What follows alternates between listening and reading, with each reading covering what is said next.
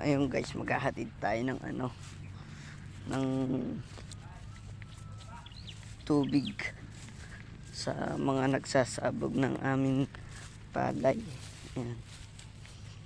Ayan yung mga tas ere po pala tinabas ko kahapon. Ayan. Ayan po. Ayan. Ayan po, salamat po kay Kuya Roger tsaka po kay Kuya Ogie. Ayan.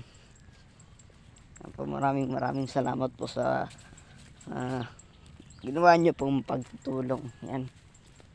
Ayan po sila, hatiran po natin ng tubig. Ayan. Kaya po, lakbay lang tayo ng konti. Lakbay. Medyo mahaba-haba po.